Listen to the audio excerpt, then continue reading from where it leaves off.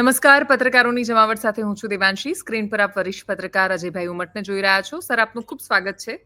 હું એવી ધન્યવાદ. પેઢીનું પ્રતિનિધિત્વ કરી રહી છું અત્યારે કે જેણે યુદ્ધ શબ્દ સાંભળ્યો છે, બાપદાદાઓ પાસેથી કહાની સાંભળી છે, પણ યુદ્ધની ભયાનકતા અને એ વિજયનું ગૌરવ એ બંનેમાંથી એક પણનો અનુભવ નથી કર્યો. એ મજબૂરી કે વિવશતાનો પણ અનુભવ નથી કર્યો. એ શૌર્ય અને બહાદુરીની વાતો સાંભળી છે, કહાનીઓ સાંભળી છે, પણ ખબર નથી એ બધું થાય ત્યારે શું થાય. અને એટલે જ જ્યારે એવું સાંભળીએ કે 1971 પછી 54 વર્ષે સિવિલ ડિફેન્સની પ્રક્રિયા શરૂ થવાની છે અને 7 મે ગુજરાતના એ જિલ્લાઓની યાદી આવી જાય કે જ્યાં નાગરિકોને પણ તૈયારી કરાવવામાં આવશે કે વોર લાઇક સિચ્યુએશન કે ઇમરજન્સી જેવી સ્થિતિ આવે ત્યારે શું કરીશું, તો આનો મતલબ શું કાઢીએ? હું કદાચ નસીબદાર છું દેવાંશી કે મેં 1971 નું વોર જોયું છે. ત્યારે હું બહુ નાનો હતો, કદાચ 7 વર્ષનો હોઈશ, અને મેં એ યુદ્ધ જોયું છે. અમને ઘરમાં લપાઈ જતા, છુપાઈ જતા. અમારા પપ્પા અને મમ્મી કહેતા કે ઘરમાં બધી જ લાઈટો બંધ કરી નાખવાની. ગામના સરપંચ જે છે એ આંટો મારવા નીકળતા, એમના હાથમાં બેટરી રહેતી, અને બેટરી કદી ચાલુ ના કરતા. ખાલી જે જગ્યાએ લાઈટ ચાલતી હોય ત્યાં જઈને ગામનો રખો અને સરપંચ જે છે એ બધા એક ઘરની લાઈટો બંધ કરાવતા. ત્યાં હોમગાર્ડ રહેતા, એનસીસી ના કમાન્ડર્સ જે હોય એ ડિસ્ટ્રિક્ટની મુલાકાત લેતા, અને ગામમાં બધા વોલન્ટિયર્સ, કોલેજમાં ભણતા જે વિદ્યાર્થીઓ હતા એ બધા આવીને કહેતા કે સાહેબ તમારા ઘરની લાઈટ બંધ કરો. અંદર માની લો કે મારા પપ્પા કોલેજમાં પ્રોફેસર હતા એટલે રાતના અભ્યાસ કરવો પડે, તો ઘરની અંદર જે પેલી ગ્લાસ શીટ્સ હોય ને એની પર કાર્બન પેપર લગાડી દેતા. એટલે કાર્બન પેપર એવું લગાડી દેતા, આગળ કંબલ લગાડતા અને અંદર કાર્બન પેપર્સ લગાડતા. એટલે ભૂલે ચૂકે પણ કોઈ પણ જગ્યાએથી લાઇટનો પ્રકાશ ના આવે. એવું કહેવાય છે દેવાંશી કે નાગાસાકી અને હિરોશીમા પર જે બોમ્બ ફેંકવામાં આવ્યા ત્યારે ત્યાં પણ જાપાનની પ્રજાની સૂચના હતી કે અંધારપટ કરી દેવાનું. પણ એક વ્યક્તિ પોતાના વાડામાં ઊભી રહી અને સિગરેટ ફૂંકતી હતી, અને એ સિગરેટ ફૂંકતી હતી એનાથી જે એરફોર્સનો જે પાયલોટ હતો એ પાયલોટે પોતાની સાથેના નેવિગેટરને કીધું કે આ સિગરેટની હાથની જે મૂવમેન્ટ છે, તને નથી લાગતું કે અહીં કોઈ ઊભું રહીને સિગરેટ પીતું હોય? એને કીધું કે યસ. અને એટલે એ ટાર્ગેટ જે છે એ નાગાસાકી પર ફેંકવામાં આવ્યું હતું. એનું કહેવાનું તાત્પર્ય એ છે કે એક આટલી સિગરેટની ચિનગારી પણ જો સળગતી રહે યુદ્ધના સમયમાં તો શું થઈ શકે. અલબત્ત આ વાત જે છે 1945ની છે. આપણે બીજા વિશ્વયુદ્ધ પછી તો ઘણા બધા નર્મદા નદીમાંથી ઘણું બધું નીર વહી ગયું છે, પણ અત્યારે જે તમે આમ જોવા જઈએ ને દેવાંશી, તો હવે તો સેટેલાઇટનો જમાનો છે. આમ જોવા જઈએ તો કશું જ છૂપું નથી. ભારતનું પણ નથી, ને પાકિસ્તાનનું પણ નથી, ને દુનિયાનું કોઈ જગ્યાનું પણ નથી. એટલા માટે કે સેટેલાઇટ યુગમાં તો બધાને દરેક મૂવમેન્ટ ખબર પડે છે, ટ્રુપ મૂવમેન્ટ ખબર પડે છે. અહીંયા મારા ખિસ્સાની જે પેન છે ને, પેનનો સિમ્બોલ શું છે એ પણ ઉપરથી લોકો જોઈ શકે છે. એટલું બારીકાઈથી જોઈ શકે છે. અને જે મિસાઇલ આવતી હોય છે એ મિસાઇલ પર પરફેક્ટ એના કોઓર્ડિનેટ્સ હોય છે કે આ કોઓર્ડિનેટ્સથી કઈ જગ્યાએથી કરાચીથી મિસાઇલ છૂટશે અને ઇન્ડિયામાં કયા ટાર્ગેટ પર જશે. તો એ ટાર્ગેટ્સ નક્કી જ હોય છે. એવું નથી કે હવે ઉપરથી આવીને ડ્રોન જે છે એ પોતાનું ટાર્ગેટ બદલશે કે મિસાઇલ જે છે એ પોતાના ટાર્ગેટ બદલશે. પરંતુ જે ટેકનોલોજી જે છે એ ટેકનોલોજી એવી છે કે તમે ઇન્ફ્રારેડ લાઇટ જે છે એને કઈ રીતના તમે આપી શકો છો. કારણ કે એ આવશે તો એ પણ રડાર જે છે એનાથી છુપવા માટે એ પણ રડારલેસ પોઝિશનમાં કઈ રીતના એની પોતાની ટ્રેજેક્ટરી બનાવે એના માટેની એ કોશિશ કરશે. અને ભારતના પણ આપણા લશ્કર સાબદું છે, આપણી એરફોર્સ સાબદી છે, આપણું નેવી સાબદું છે. એટલે બધાના કોઓર્ડિનેટેડ એફર્ટ્સ હશે એટલે તરત જ એક હોટલાઇન હોય છે બોર્ડર પર. એ હોટલાઇન ઇમિડિયેટલી કંટ્રોલ રૂમને ઇન્ફોર્મેશન આપે છે. જેવી પાકિસ્તાનમાં માની લો કે કરાચીથી કે રાવલપિંડીથી કે લાહોરથી કોઈ પણ જગ્યાએથી એક મિસાઇલ છૂટી તો મિસાઇલને એના ટાર્ગેટ સુધી પહોંચતા ટાઈમ લાગે છે. એટલે એ પ્રી રેઇડની ઇન્ફોર્મેશન આવે. એ પ્રી રેઇડની ઇન્ફોર્મેશન આવે એટલે રડાર તરત એ કહે કે આ ટ્રેજેક્ટરી પર જઈ રહી છે. આ ટ્રેજેક્ટરી પર જઈ રહી છે એટલે તરત જ કહી શકે કે ભાઈ આ એરિયામાં એમ કે જોખમ છે. એટલે હા, એ જ એરિયાથી તરત જ એ ગૂગલ મેપિંગથી તરત જ એ એરિયા કે એ ડિસ્ટ્રિક્ટને કહેવામાં આવે કે તમે લોકો તરત પેલો સાયરન વગાડો. તમે તરત એ સાયરન વગાડો. એટલે એ સાયરન વગાડે એટલે તમે પ્રી રેઇડ ઇન્ફોર્મેશન મળી જાય. પ્રી રેઇડ ઇન્ફોર્મેશન મળી જાય એટલે તમે સલામત સ્થળે જે છે એ પહોંચી જાઓ. સાથોસાથ એક પ્રકારની પ્રિપેર્ડનેસ છે. જો ન કરે નારાયણ અને ફૂલ સ્કેલ જો વોર થાય તો બંને પક્ષે ખુવારી થઈ શકે. We should prepare for the worst also. સ્વાભાવિક છે, કારણ કે તમે યુદ્ધ થાય તો યુદ્ધના ઓબ્જેક્ટિવ એ હોય કે તમે સામા પક્ષે કેટલી ખુવારી પહોંચાડી શકો છો. અને વડાપ્રધાન નરેન્દ્ર મોદીએ તો કીધું છે કે ભાઈ અમે ત્રાસવાદ જે છે એ મિટ્ટી મેં મિલા દેંગે, જડમૂળથી એના મૂળિયા જે છે ઉખેડી નાખવાની વાત કરી છે. એનો અર્થ એ કે આ વખતે આપણી પોલિટિકલ લીડરશિપ જે છે એ બહુ જ ગંભીર છે.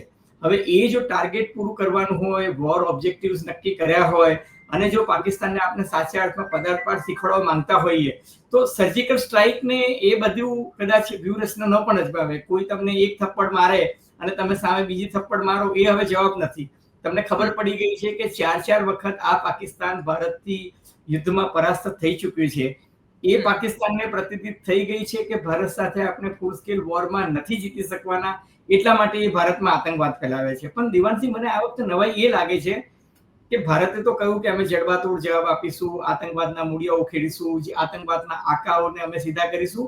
પણ પાકિસ્તાન જે છે એ છેલ્લા 11 દિવસથી અવિરતપણે આપણી બોર્ડર પર સીઝ ફાયર વાયોલેશન કરે છે. અને સતત 11 દિવસથી અવિરતપણે ભારતમાં તમે જુઓ કે સીઝ ફાયરનું વાયોલન્સ કરીને શસ્ત્ર વિરામના જે નિયમો છે, હજુ આપણે ભારતે ઘોષિત યુદ્ધ નથી કર્યું, છતાં પણ એ યુદ્ધ વિરામ અને શસ્ત્ર વિરામના નિયમોનો ભંગ કરીને સતત ભારત ઉપર એ ગોળીબાર કરી રહ્યું છે. અને એ ગોળીબાર એક સેક્ટરમાં નથી કરી રહ્યું, એ અખનૂરમાં પણ કરી રહ્યું છે, ઉરી સાઇડ પર પણ કરી રહ્યું છે, જમ્મુ કાશ્મીરમાં તમામ સેક્ટરમાં અત્યારે એ લોકોનું ફાયરિંગ ચાલે છે. એનો અર્થ એ કે અગાઉ પાકિસ્તાન જ્યારે ફાયરિંગ કરતું હતું ને, તો આપણને ખબર હતી કે ફાયરિંગ એક દિશામાં કરે ને બીજી દિશામાંથી ઘૂસપેઠિયાઓ ભારતમાં ઘુસાડતા હતા. આ વખતે એનો ઇન્ટેન્શન એ છે કે ઇન્ડિયન આર્મી અલગ અલગ વ્યૂહાત્મક પોઝિશન પર ન પહોંચે એટલા માટે વિઘ્નો નાખવા. અલબત્ત આર્મીને પણ આ બધી ટેકનિક ખબર છે અને એ લોકોને પણ ખબર છે, પણ એમાં એ રોડે નાખવાની કોશિશ કરી રહ્યું છે. વાતનો સાર એ છે કે પાકિસ્તાન સામેની જો લડાઈ લડવી હોય તો આપણે 360 ડિગ્રી કમ્પ્લીટ તૈયારી કરવી જોઈએ કે ભાઈ પાકિસ્તાન છે એની પડખે અત્યારે તુર્કી આવીને ઊભી રહ્યું છે, એની પડખે અઝરબૈજાન આવીને ઊભી રહ્યું છે. તુર્કીએ કરાચી બોર્ડર પર પોતાની એક શિપ જે છે એ લાંગરીને મૂકી દીધી છે.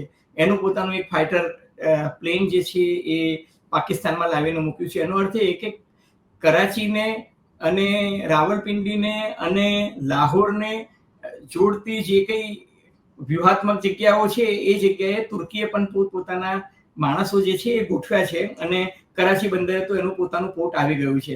હું એટલા માટે કહું છું કે દાખલા તરીકે ઈરાન અને ઈરાક વચ્ચે 10 વર્ષ સુધી યુદ્ધ ચાલ્યું હતું. એ કંઈ ખરેખર ઈરાન અને ઈરાક નહોતા લડતા. ઈરાનને અમેરિકાનો સપોર્ટ હતો અને ઈરાકને યુએસએસઆર, એ વખતનું સોવિયત સંઘ હતું, એનો સપોર્ટ હતો. ઈરાનને અમેરિકા શસ્ત્રો આપતું હતું અને ઈરાક જે છે એને યુએસએસઆર શસ્ત્રો આપતું હતું. ત્યારે રશિયા શું ચાલાકી કરતું હતું? રશિયા એટલે કે યુએસએસઆર, સોવિયત સંઘ, એ છે ને ઈરાકના બોર્ડર પર, ઈરાકની દરિયાઈ સીમા પર પોતાનું એક જહાજ લાંગરીને મૂકી દે. એટલે શું કે જો રશિયન જહાજ પર હુમલો થશે, એટલે કે સોવિયત સંઘના જહાજ પર હુમલો થશે, તો એ અમેરિકાએ સોવિયત સંઘ પર હુમલો કરેલો બરાબર ગણાશે. એટલે અમેરિકાએ સાચવીને એ રીતના વોર કરવાનું અથવા તો એ રીતના ઈરાનને મદદ કરવાની કે રશિયાનું પેલું જહાજ જે છે એને નુકસાન ના પહોંચે. સિમિલરલી અત્યારે તુર્કીએ આ કર્યું છે. ચીન જે છે એ પણ પાછલા બારને પાકિસ્તાનને ઘણી બધી મદદ કરી રહ્યું છે, કારણ કે આપણે સૌ જાણીએ છીએ કે ચીન લુચ્ચું છે અને ચીન પર ભરોસા કરવા લાયક દેશ નથી. કારણ કે ચીનના પોતાના ઘણા બધા વેસ્ટેડ ઇન્ટરેસ્ટ પાકિસ્તાનમાં રહેલા છે. ગ્વાદર પોર્ટ છે, એ ગ્વાદર પોર્ટ પર ચીનનો વર્ચ્યુઅલી કબજો છે અને ગ્વાદર પોર્ટને કારણે જ એ પર્શિયન ગલ્ફ છે અથવા તો અમેરિકાના જે કંઈ જહાજો છે એની મુવમેન્ટ પર એ ત્યાંથી નજર રાખતું રહે છે. એટલે ચીન જે છે એ વ્યૂહાત્મક પોઝિશનનો કબજો છોડવા નથી માંગતું. પ્લસ વન બેલ્ટ વન રોડનો જે આખો ચાઇનીઝ પ્રોજેક્ટ છે, જેના કારણે ચીન જે છે એ પોતાનો માલ જે છે એ બેઇજિંગથી કે ઠેક યુરોપના માર્કેટ સુધી પહોંચાડે, એના માટેનો જે રસ્તો છે એ પાકિસ્તાનમાંથી પસાર થઈ રહ્યો છે, પાકિસ્તાન ઓક્યુપાઈડ કાશ્મીરમાંથી પસાર થઈ રહ્યો છે. એટલે ચીનના પોતાના વેસ્ટેડ ઇન્ટરેસ્ટ જે છે પાકિસ્તાનમાં છે અને ચીને પાકિસ્તાનને ઘણા બધા શસ્ત્રો પણ આપ્યા છે. એવું પણ કહેવાય છે કે પાકિસ્તાને જે ન્યુક્લિયર ટેકનોલોજી વિકસાવી છે અને જેની અવારનવાર ભારતને ધમકી આપે છે, એ ટેકનોલોજી પણ આપણે જાણીએ છીએ કે પાકિસ્તાને કંઈ ઇન્ડિપેન્ડન્ટ નથી વિકસાવી, એ પણ એને કોઈ એક બીજા દેશે આપી છે. કહેવાનું તાત્પર્ય એ છે કે ભારત અને પાકિસ્તાન બંને પરમાણવીય દેશો છે, એટલે જ યુદ્ધ જે છે એ કરતા પહેલા ભારત અને પાકિસ્તાન બંને પોતપોતાની સ્ટ્રેટેજી જે છે વિચારશે, પોતાના યુદ્ધના ઓબ્જેક્ટિવ નક્કી કરશે. અને તમે જુઓ કે યુદ્ધ જે છે એ કહેવાથી રાતોરાત નથી થતું. સાચું યુદ્ધ કોને જીત્યું કહેવાય કે એક પણ ગોળી ફાયર કર્યા વગર પણ જો તમે તમારો ઓબ્જેક્ટિવ હાંસલ કરી લો તો એ યુદ્ધનો આપણો વિજય કહેવાય. દાખલા તરીકે આજે ભારતે સ્ટ્રેટેજિકલી પાકિસ્તાનને આર્થિક રીતે બરબાદ કરવાની જે કોશિશ કરી એનાથી પાકિસ્તાન તો પહેલા દિવસથી વોર મોંગરિંગ પોઝિશનમાં આવી ગયું છે, બરાબર છે. ભારત અત્યારે એકદમ કુલ બેઠું છે. ભારત કેમ કુલ બેઠું છે? કારણ કે ભારત જે છે એ ડિપ્લોમેટિકલી અમેરિકાને, રશિયાને, ફ્રાન્સને, બ્રિટનને, બીજા દુનિયાના બધા દેશોને વિશ્વાસમાં લઈ રહ્યું છે.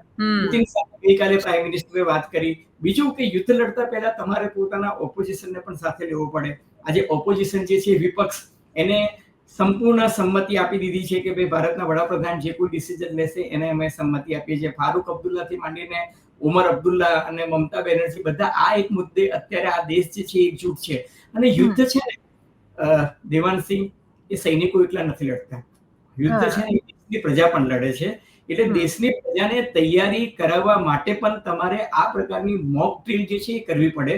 કારણ કે એવું નથી કે સરહદ પર લશ્કર લડ્યા કરશે અને આપણે બેસીને અહીં જોયા કરશું. એટલે પ્રજાનું પણ ઇન્વોલ્વમેન્ટ આવે, પ્રજામાં પણ યુદ્ધ માટેની એક જાગૃતતા કેળવાય. એના માટે પણ આ એક એક્સરસાઇઝ છે કે ન કરે નારાયણ, કોઈ પણ પ્રકારની આપત્તિ આવી પડે તો એના માટે સૌએ તૈયાર રહેવાનું છે. એટલા માટે તમે જુઓ કે આજે તો કદાચ સાંજે 5 વાગે મુખ્યમંત્રી ભૂપેન્દ્રભાઈ પટેલ વિધિવત રીતે પ્રેસ કોન્ફરન્સ કરીને માહિતી આપવાના છે.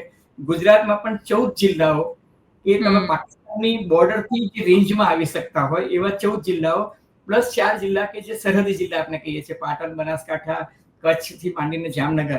કારણ કે આપના વાઇટલ ઇન્સ્ટોલેશન્સ જે છે, ઇન્ફ્રાસ્ટ્રક્ચર પોઈન્ટ ઓફ વ્યૂથી આપના મોટા મોટા પ્રોજેક્ટ્સ જે છે એની સલામતી પણ એટલી જ જરૂરી છે. એટલે એ બધા વિસ્તારો જે છે ત્યાં ન કરે નારાયણ કોઈ પણ પ્રકારનો હુમલો થાય અથવા તો પાકિસ્તાન કોઈ દુસ્સાહસ કરવાની કોશિશ કરે તો આપણી પ્રજાએ એના માટે હંમેશા પેલું કહે છે ને ચેતો નર સદા સુખી, એના માટેની આ એક તૈયારી છે કે ભાઈ આપણે પ્રી રેડ કેવી તૈયારી રાખવી જોઈએ. સાયરન વાગે તો સાયરન, લોંગ ડ્યુરેશનનું સાયરન વાગે 1 મિનિટથી ઉપર તો એનો શું મિનિંગ છે, 45 સેકન્ડનું વાગે તો એનો શું મિનિંગ છે, 15 એ હવે ઓફિશિયલી લોકો જાહેરાત કરશે. લોંગ એનો અર્થ એ છે કે રેડ આવવાની સંભાવના છે. એટલે બધાએ જ્યાં સુધી સાયરન વાગતું રહે ત્યાં સુધી ભાગીને જ્યાં જગ્યા મળી ત્યાં સેફટી વાળી જે જગ્યા હોય બંકરમાં, બેઝમેન્ટમાં ત્યાં સંતાઈ જવું, બરાબર છે કે નહીં. શોર્ટ આવે તો કે ભાઈ આપત્તિ ટળી ગઈ છે અથવા તો કઈ જગ્યાએ થયું છે એનું એક્ઝેક્ટ તમને આપે. અને એના માટે રેડિયોઝ ને ચેનલ્સ ને બીજી બધી ખુલ્લી રાખશે. આપણી હોટલાઇન બધી આ એક છે ને એક પ્રકારનું ટેસ્ટિંગ પણ છે. તમે પોતે જ તમે જુઓ Devanshi, you are very young, પણ તમારી આ યુવા અવસ્થામાં તમે કોઈ દિવસ યુદ્ધ માટેની સાયરન કે નહીં સાંભળી હોય. પહેલા તો મને યાદ નથી 99 માં કશું થયું હોય તો યાદ ન હોય. એટલે પહેલા અમદાવાદમાં એટલી બધી મિલો હતી કે અમદાવાદમાં મિલોના ભૂંગળા સતત વાગતા રહેતા. તો એ મિલોના ભૂંગળાથી લોકો કહેતા કે અંબિકા મિલનું ભૂંગળું વાગ્યું ને સારાભાઈનું ભૂંગળું વાગ્યું. અને બધાના ભૂંગળાના અવાજો પણ અલગ અલગ હતા. અને દર રવિવારે બધાના ભૂંગળાના ટેસ્ટિંગ થતા હતા.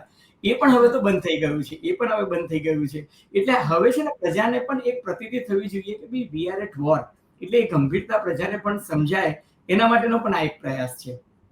Very true. અને બીજું કે એ સમજવાની અને એ યાદ રાખવાની જરૂર છે કે અત્યારે આપણા કર્તવ્યોની પરીક્ષા થવાની છે. અત્યારે એ સમજાવવાનું છે કે આ પેનિક થવાનું નહીં, પણ પોતાના કર્તવ્યો માટે સભાન થવાનો સમય આવ્યો છે. 100% દેવાંશી, એટલા માટે કે જો તમારે હોસ્પિટલ મેનેજમેન્ટ જોવું પડશે, તમારે ડિઝાસ્ટર મેનેજમેન્ટ જોવું પડશે, તમારી કોમ્યુનિકેશન લાઇન જે છે એ ડિસ્ટર્બ ન થાય એના માટેની પણ તમારે સજ્જતા રાખવી પડશે. ફાયર બ્રિગેડે પણ એક્સ્ટ્રા કામ કરવું પડશે. એનસીસીના વોલન્ટિયર્સ હોય, એનએસએસના વોલન્ટિયર્સ હશે, હોમગાર્ડના વોલન્ટિયર્સ હશે. દરેક સોસાયટીના જે પ્રેસિડેન્ટ છે, ચેરમેન છે, સેક્રેટરી છે, એ બધા સાથે કોઓર્ડિનેશન કરવામાં આવશે. એ બધાના વોટ્સએપ ગ્રુપ બનશે. આ બધી જ પ્રક્રિયાઓ જે છે એક લાઇન ઓફ કમાન્ડ હશે. એ કમાન્ડ નક્કી થશે, ડિઝાસ્ટર મેનેજમેન્ટની તૈયારી થશે. આ એક પ્રકારની સજ્જતા પણ છે. એટલે આ યુદ્ધ જે છે એ કુદરતી આપત્તિ નથી. પણ ન કરે નારાયણ, કાલે ઉઠીને કોઈ કુદરતી આપત્તિ આવે તો પણ એક પ્રકારનું આ સિવિલ ડિફેન્સ પ્રોગ્રામ જે છે એ એક સારી જ વસ્તુ છે. એમાં કશું જ ખોટું નથી અને અજુગતું પણ નથી. એટલે પ્રિપેર્ડનેસ જરૂરી જ છે દેવાંશી. આમાં છેલ્લો પ્રશ્ન સર એ આવીને ઉભો રહે છે કે નાગરિકોને તૈયાર કરવા, એના માટે એક વિચાર કેળવવો, એના અભિગમ સાથે કામ કરવું. કેમ કે અમદાવાદમાં પણ મીટિંગ શરૂ થઈ ગઈ. આખા દેશમાં ઘણી બધી જગ્યાએ, કાશ્મીરમાંથી તો ડ્રીલના દ્રશ્યો પણ સામે આવ્યા. નાગરિકે, જે લોકો એમાં સિવિલ ડિફેન્સનો હિસ્સો બનવા કે ડ્રીલનો હિસ્સો બનવા નથી જવાના, જે લોકો પોતાના ઘરમાં રહેવાના છે, એ લોકોએ પોતાના તરફથી શું કાળજી કે તકેદારી રાખવી જોઈએ? અને તમારો અનુભવ શું કહે છે? આટલા લગભગ 99નું યુદ્ધ પણ તમે કવર કર્યું હશે કારગિલનું. મેં તો કારગિલ યુદ્ધ એક્ટિવલી કવર કર્યું છે. કારગિલ યુદ્ધ મેં કવર હા. કર્યું છે. પણ હું તમને કહું કે 71નું યુદ્ધ તો એકદમ સાવ સામાન્ય બાળક તરીકે મેં જોયું છે. પણ યુદ્ધની વાતો બહુ સાંભળી છે અને યુદ્ધના લેખો પણ બધા બહુ વાંચ્યા છે. પણ તમને મહત્વની વાત કહું કે આ જે છે દેશમાં 868 જેટલા જિલ્લા છે. એ 868 જિલ્લામાંથી 244 જિલ્લાઓ જે છે એને આઈડેન્ટિફાઈ કરવામાં આવ્યા છે. આ 244 જિલ્લાઓ એવા છે કે જે સરહદી પણ છે અથવા તો ક્યાંક આપણા વ્યુહાત્મક ડેપોઝ આવ્યા હોય, ઓર્ડિનન્સ ફેક્ટરીઝ આવી હોય અથવા તો લશ્કરના જેને કઈ ચાવીરૂપ જે સ્થાનો મહત્વનો હિસ્સો છે. અથવા આપણા ઇમ્પોર્ટન્ટ ઇન્ફ્રાસ્ટ્રક્ચર પ્રોજેક્ટ્સ હોય. એટલે એ બધી જ જગ્યાએ આ પ્રકારની તકેદારીના પગલાં જે છે એ લેવામાં આવ્યા છે. અમુક બિલ્ડિંગ્સ જે છે એ કેમોફ્લેજ કરી દેવામાં આવી છે કે જેથી એ રડારમાં ના આવી શકે અથવા તો ઇઝીલી આઈડેન્ટિફાઈ ના થઈ શકે. ત્યાંથી કોઈ પણ પ્રકારના સિગ્નલ્સ ના જાય. અમુક જગ્યાએ સિગ્નલ્સ જે છે એને જામ કરી દેવામાં આવે છે કે એ એરિયા જે છે એ આખો જ્યાબર એવા લાગી જાય કે ત્યાં તમારા સિગ્નલ્સ જે છે એ ચાલે જ નહીં. ત્યાં તમારા સિગ્નલ્સ જે છે એ ચાલે જ નહીં. આ બધી જ વ્યવસ્થા જે કરવામાં આવી છે પ્લસ કોમ્યુનિકેશન લાઇન જે છે હોટલાઇન્સ ઉપરાંત પણ દરેકે દરેક ડિસ્ટ્રિક્ટમાં દરેકે દરેક જે વ્યૂહાત્મક સ્થળ છે ત્યાં સ્પેસિફિકલી સૂચનાઓને બધું આપી દેવામાં આવ્યું છે. ત્યાં એમ્બ્યુલન્સીસ છે, ડોક્ટર્સની ટીમ છે, આર્મી સાથેના કોઓર્ડિનેશન્સ છે એ ગોઠવાઈ ગયા છે. એટલે આ બધી જ વસ્તુઓ જે છે એ ગોઠવવામાં છે ને રેડિયો સાયલેન્સ જેને આપણે કહીએ છીએ અથવા તો રડાર સાયલેન્સ છે. એ રેડિયો સાયલેન્સ અને રડાર સાયલેન્સને ક્રોસ કરીને જો કોઈ એર રેડ થતી હોય તો એના માટેના પણ મેસેજીસ જે છે એ આપી શકાય. એવી બધી તકેદારી જે છે એ લોકોને કરવામાં આવી છે. સાથોસાથ નાગરિક તરીકે મારું કર્તવ્ય એ છે, દાખલા તરીકે કોર્પોરેશન છે એ જેવું સાયરન વાગશે એ સાથે બધી સ્ટ્રીટ લાઇટ બંધ કરી દેશે. પણ નાગરિક તરીકેની ફરજ છે કે મારે મારા ઘરની તમામ લાઈટો બંધ કરી દેવાની. બાથરૂમની લાઈટ ચાલુ રહી ગઈ એ ના ચાલે. બાથરૂમની લાઈટ ચાલુ રહી એ ના ચાલે. એટલા માટે કે બાથરૂમની લાઈટ ચાલુ રહી તો પણ તમારી બારીમાંથી કે વેન્ટિલેશનમાંથી કોઈને દેખાઈ શકે. એટલે અંધારપટ એટલે સંપૂર્ણપણે અંધારપટ. મેં તમને ઉદાહરણ ના આપ્યું કે એક વ્યક્તિ સિગરેટ પીતો તો એમાંથી પણ આઈડેન્ટિફાઈ થઈ ગયું હતું.